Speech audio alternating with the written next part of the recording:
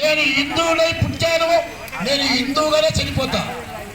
ఖచ్చితంగా కూడా ఒకటే విషయం, ఏదైనా కాదు, ఈ హిందువుగా ఖచ్చితంగా వారానికి ఖచ్చితంగా భార్య భర్త మన పూజా కార్యక్రమాలు గుళ్ళకు పోతా ఉంటే కూడా ఎవరు కూడా ఏదే మతాల్లోకి పోరని కూడా మీ అందరూ తెలియజేస్తున్నాం. మనం అందరం కూడా ఇంట్లోనే పూజ చేసుకుంటున్నాం తప్ప బయటికి గుళ్ళకు పోకోకుండా ఉన్నాం.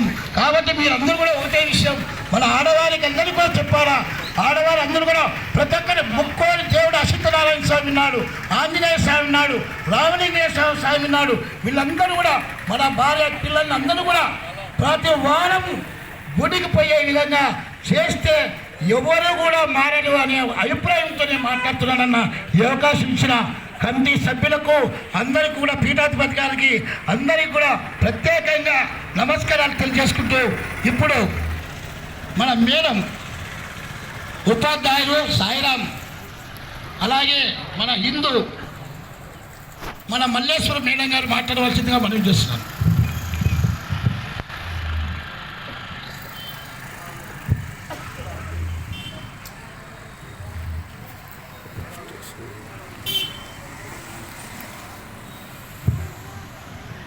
సభను అలంకరించినటువంటి రమణ మహర్షి ఆశ్రమ ట్రస్ట్ వివి బ్రహ్మం గారికి నమస్కారాలు. అలాగే ఇక్కడ వచ్చినటువంటి ముఖ్య అతిథి నరేష్ కుమార్ రెడ్డి సార్కి నమస్కారాలు. ఈ కార్యక్రమాన్ని అంతటినీ కూడా నిర్వహిస్తున్న ప్రతి ఒక్కరికి కూడా పేరు పేరున నా నమస్కారాలు. ఇంతమందిలో ఒక లేడీ, నేను ఒక్కలనే ఉన్నా, చాలా భయంగా ఉంది. ఇక్కడ వచ్చిన అందరికీ కూడా మన నమస్కారాలు. ఏమైనా తప్పు మాట్లాడితే క్షమించండి. మన ఆర్ఎస్ఎస్ రాష్ట్ర స్వయం సేవక్ సంఘ్ స్థాపించి 100 సంవత్సరాలైంది. ఈ సంఘం యొక్క ముఖ్య ఉద్దేశం ఏంటంటే హిందువులందరూ ఒక తాటిపైకి తీసుకురావడమే ఈ ఆర్ఎస్ఎస్ యొక్క ముఖ్య ఉద్దేశం. వీళ్ళందరూ ఒక్కచోటికి రావాలంటే ప్రతి ఒక్కరూ కలిసి ఉండడం మన కర్తవ్యం అన్నమాట. హిందూ అంటే సంస్కృతంలో హిమ్ అంటే పాపము, దు అంటే దూషితము మరియు ఖండితం, అంటే పాపాన్ని నశింపచేసేదే హిందూ. అలాగే హిందూ అంటే ఏదో ఒక మతమే కాదు. సింధు నది పుట్టినటువంటి మానస్ సరోవర్ అనే ప్రదేశం నుంచి దక్షిణాన ఉన్న హిందూ మహాసముద్రం మధ్య ప్రాంతంలో నివసించే ప్రతి జీవిని కూడా హిందువు అని అంటారు. అంటే ఇది కేవలం ఒక మతం మాత్రమే కాదు, కోట్ల మంది భారతీయుల గర్వం. అలాగే ధర్మం అంటే లోకాన్ని ధరించేవాడు, ధర్మానికి మూలం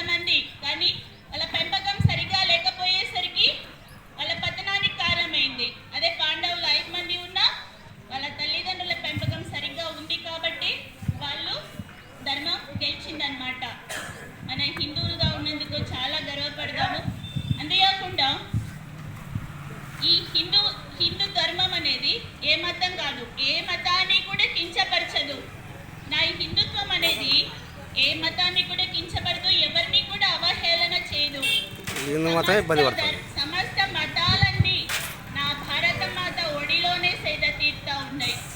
వీటన్నిటికీ కారణం హైందవ ధర్మం, అది సనాతన హైందవ ధర్మం.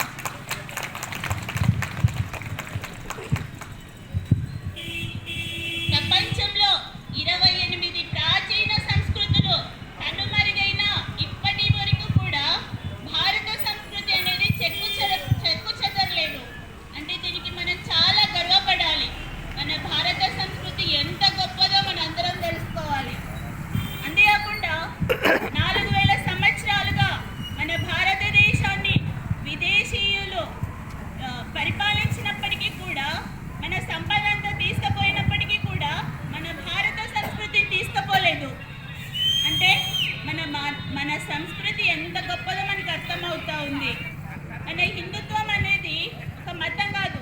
మన అందరం కూడా కలిసిమెలిసి మన పండుగలన్నీ జరుపుకుంటాం. ముస్లిమ్స్ అయినా అలాగే హిందువులైనా మనం కలిసినే పండుగలు జరుపుకుంటా ఉన్నాం. హిందువుల పండుగలు జరుపుకుంటారు, ముస్లిం పండుగలు జరుపుకుంటాం. ఈ పండుగల వెనక కూడా ఎంతో అర్థవంతమైన విషయాలు దాగి ఉన్నాయి. ముస్లిమ్స్ జరుపుకునే రంజాన్ పండుగ 30 రోజులు ఉపవాసం ఉంటారు. అది ఎందుకు అంటే పేదవాడి యొక్క ఆకలి విలువ తెలియడానికి వాళ్ళు ఒక మాసాన్ని ఎన్నుకున్నారు. అంతేకాకుండా మనకు ఉన్న దాంట్లో దానం చేయాలి అనేది తెలియజేస్తుంది మనకి రంజాన్ పండుగ. అలాగే మన పండుగలు కూడా ఉన్నాయి. మన సంక్రాంతి వస్తుంది. ఈ మంత్లోనే సంక్రాంతి ఉంది. మనం దాన్ని ఆనందంగా జరుపుకుంటాం. మన పంటలు మనకి ఇంటికి వచ్చిండాయి.